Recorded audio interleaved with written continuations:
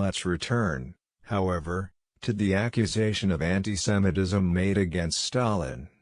Endorsed by no small number of historians, it would seem irrefutable. Yet, despite the incontestable tone, the condemnations are difficult to square with one another, given they proceed from different and opposing reconstructions of the crimes whose origin is increasingly located further back in time, 1948, 1945, 1933, or in the years before the October Revolution. In attempting to orient ourselves, let's ask a different question, that in any case is a preliminary one: when was the first time Stalin was accused or suspected of antisemitism?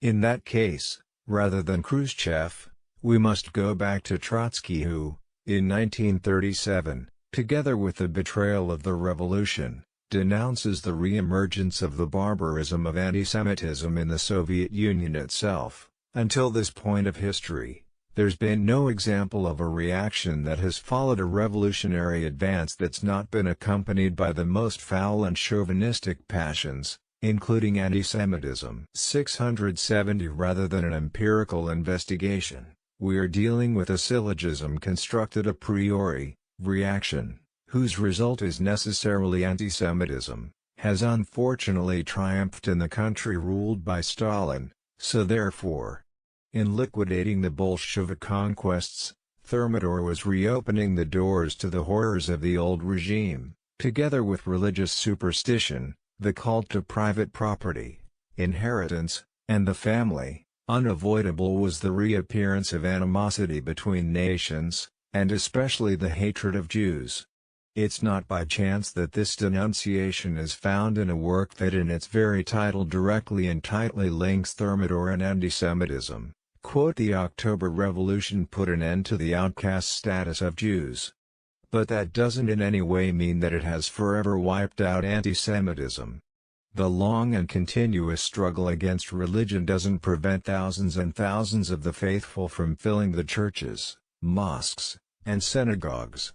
The same situation dominates the field of national prejudices. Legislation alone doesn't change men.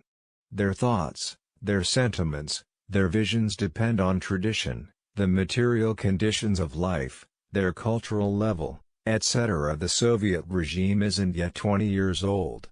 Half the population, the oldest, were education under Tsarism. The other half, the youngest, inherited much from the older half. Nevertheless, these general and historical conditions ought to allow each thinking man to recognize this fact. Despite the exemplary legislation of the October Revolution, it's impossible that national and chauvinistic prejudices, especially antisemitism, have not stubbornly survived among the most backward segments of the population. 671 unquote. Arguing in that way, Trotsky shifted his attention from the state to civil society, from the subjective level to the objective level, from the momentary character of political action to the long duration of historical processes.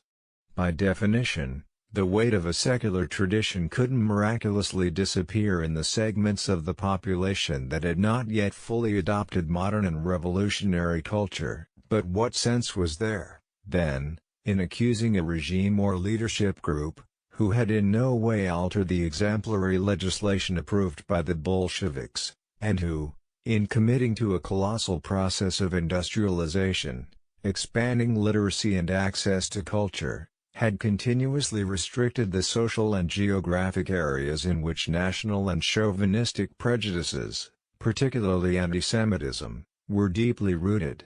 Was it not Trotsky himself who spoke of the unprecedented speed with which the USSR developed the economy, industry, urbanization and culture, and verified the rise of a new Soviet patriotism, a sentiment certainly deep, sincere and dynamic, shared by the various nationalities previously oppressed or incited against one another?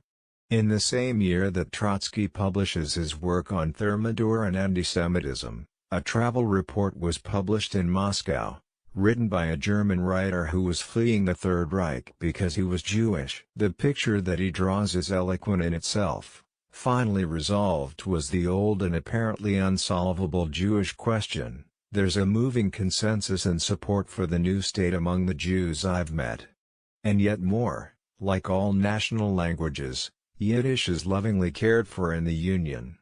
There's schools and newspapers in that language, there's literature, and congresses are held for the supervision of Yiddish, and the performances in this language enjoy the highest consideration. 672 Even more significant is the reaction of the American Jewish community. An authoritative representative responds to Trotsky as follows: if his other accusations are as baseless as his complaint against anti-Semitism, then he has absolutely nothing to say. Another leader states, in relation to anti-Semitism, we are used to seeing in the Soviet Union our only glimmer of light. Therefore, it's unforgivable that Trotsky launches such baseless accusations against Stalin. 673 There's evident disappointment and unease in this reaction to that ridiculous effort by Trotsky, understood as an attempt to involve the international Jewish community in the power struggle that was underway in the CPSU.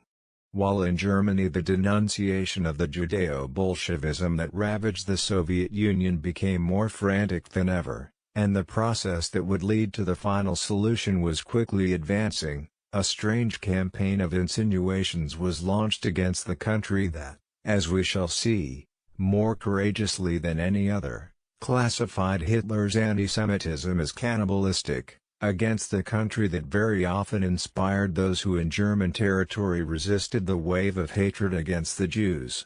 Victor Klemperer emotionally described the insults and humiliations that wearing the Star of David meant.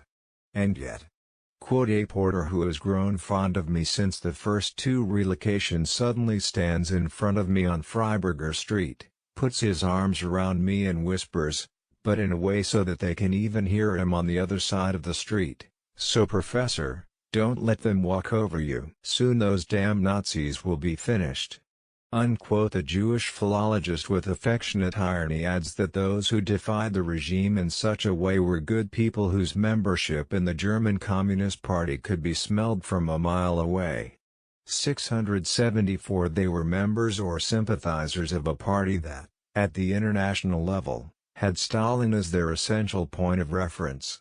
On the other hand, if we move on from Germany to the United States, we see that communists are sometimes branded as Jews, who take advantage of the ignorance of blacks to turn them against the regime of white supremacy, tarnishing the idea of racial hierarchy and purity, and promoting the madness of equality and racial intermixing. 675 Therefore, on the other side of the Atlantic as well, anti-communism is fused with anti-Semitism, and that relation is even closer due to the fact that in the Communist Party of the United States there's a strong Jewish presence. 676 Yet, aside from disappointment and annoyance, in the American Jewish community's reaction there's also an element of profound concern. To understand it, let's see how Trotsky's line of argument develops.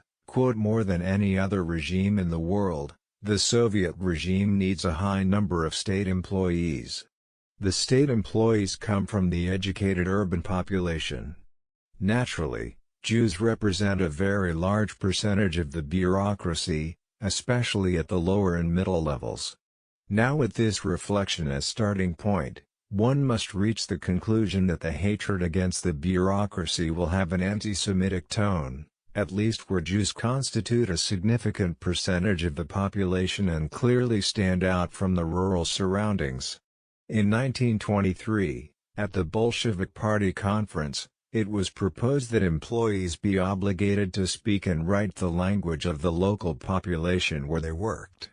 How many ironic observations came, especially from the Jewish intelligentsia, who spoke Russian and didn't want to learn the Ukrainian language.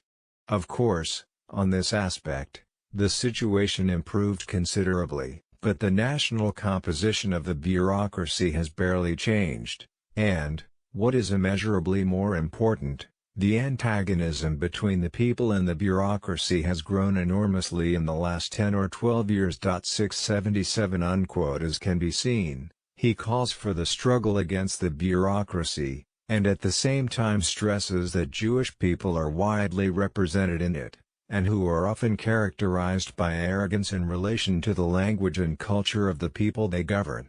Of course, the analysis and the denunciation operate at both the political and social level. It remains clear that they, at least from the point of view of the Jewish community, run the risk of evoking and revitalizing the specter of antisemitism that they sought to exorcise.